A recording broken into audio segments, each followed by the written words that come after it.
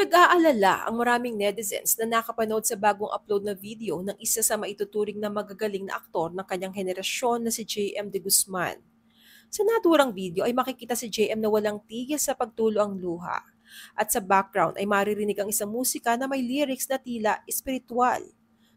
Bilang kilala si JM na dati nang dumaranas ng depression at pagkalulong sa ipinagbabawal na gamot, ay nabahala ang kanyang mga kaibigan in and out of showbiz at maging ang fans.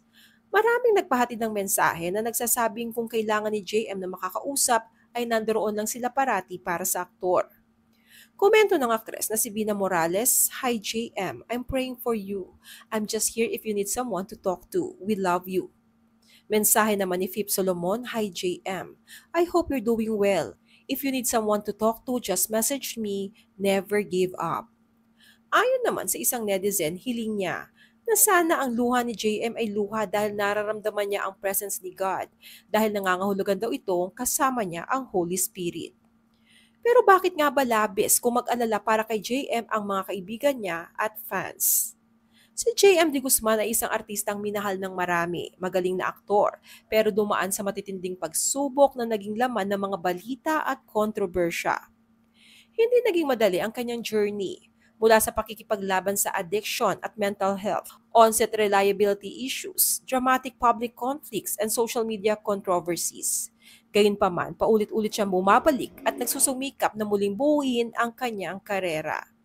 Narito ang mga kontrobersyang kinasangkutan ni J.M. De Guzman at kung bakit nag-aalala sa kanya ang mga kaibigang artista.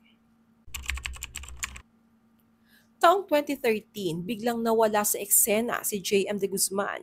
Nag-pause ang kanyang promising career. Hindi niya tinapos ang kanyang role sa sikat na teleserye na Angelito. Lahat ay nagtaka hanggang sa kanyang pagbabalik noong 2014.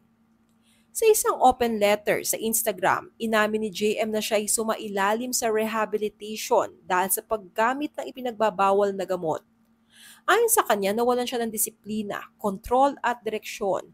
Ang naging dahilan, matinding pressure, anxiety at depression. Makalipas ang rehab, binigyang muli ng pagkakataon si JM, pero tila hindi pa siya ganap na handa.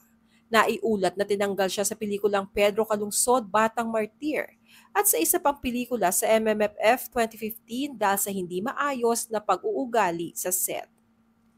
Nawala ang tiwala ng ilang producers at directors. Mula noon, naging paunti-unti na lamang ang kanyang mga proyekto. Ngunit hindi pa roon natapos ang mga kontrobersya.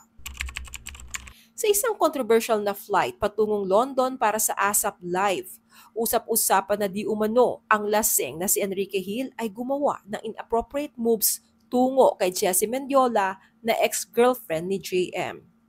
Dito nag-post si JM sa social media ng tila hamon para kay Enrique para sa isang MMA match. "Let's settle this like men," ayon sa kanyang now deleted post. Muli siyang naging laman ng balita, hindi para sa kanyang galing sa pag-arte kundi sa kanyang emosyonal na reaksyon.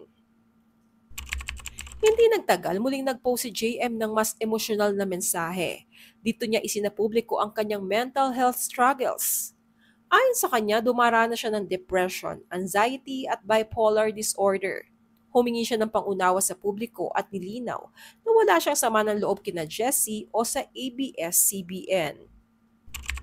Sa isang panayam kay Angelica Panganiban, inamin ni JM na minsan na siyang naloko ng isang film producer. Ipinangako sa kanya ang isang proyekto ngunit nauwi ito sa wala. Na-film ang ilang sensitive scenes pero hindi ito ipinalabas o natapos. Isa na namang dagok sa kanyang karera.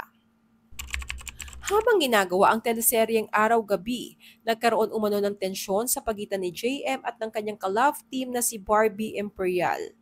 Hindi naging malinaw ang dahilan ngunit nagsalita si Rian Ramos na malapit kay Barbie at ipinagtanggol ito. Nagkaroon ng awkwardness sa mga eksena pagkatapos.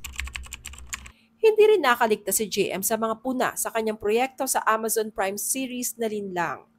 Ayon sa ilang netizens, tila kulang sa emosyon at ang awkward ng kanyang acting.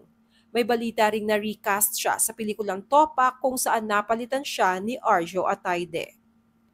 Taong 2024 nang kumpirmahin ni na JM at social media personality na si Donalyn Bartolome na sila ay exclusively dating matapos ilihim ito sa publiko. Hindi kailanman ikinailan ni JM ang malaking papel na ginampanan ni Donalyn sa kanyang buhay, lalo na sa panahon ng kanyang pagbawi. Sa gitna ng kanyang pinakamababang sandali, nariyan daw si Donalyn, hindi lumisan, hindi bumitaw. Dalawang beses na silang nag-celebrate ng Valentine's na magkasama, simbolo ng matibay nilang ugnayan.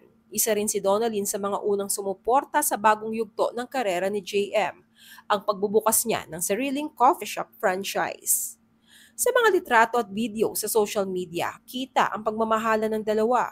Kabilang narito ang isang espesyal na sandali kung saan inabot ni JM ang isang promise ring kay Donalyn, hudyat ng pangakong hindi basta-basta. Nitong February, inamin ni JM na gusto na niyang pakasalan si Donalyn. Wala na raw siyang ibang kulang kundi ang paghahanda. Pero ang intensyon ay totoo at taos-puso.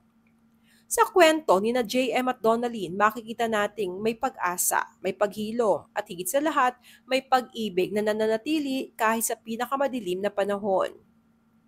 Sa kabila ng lahat, patuloy na lumalaban si JM de Guzman. Mas vocal na siya ngayon tungkol sa mental health. Mas bukas na siya sa kanyang pinagdaraanan. Maraming beses na siyang nadapa, pero marami pa rin ang umaasang muli siya makakabalik sa rurok ng kanyang career. Kaya naman sa latest IG video na ipinost ni JM kung saan siya ay iyak ng iyak, ay hiling ng marami na sana iyon ay luha ng pagkadama niya sa presence ni God sa kanyang buhay. Isang paalala ang kwento ni JM de Guzman na sa likod ng kasikatan, may mga sugat na hindi basta-basta naghihilom. Pero habang may pag-asa, habang may lumalaban, may pagbabalik. At sa dulo ng lahat, sana'y makita natin si JM na muli. Hindi lang bilang aktor, kundi bilang isang taong tunay na nagtagumpay sa laban ng buhay. My name is JM De Guzman.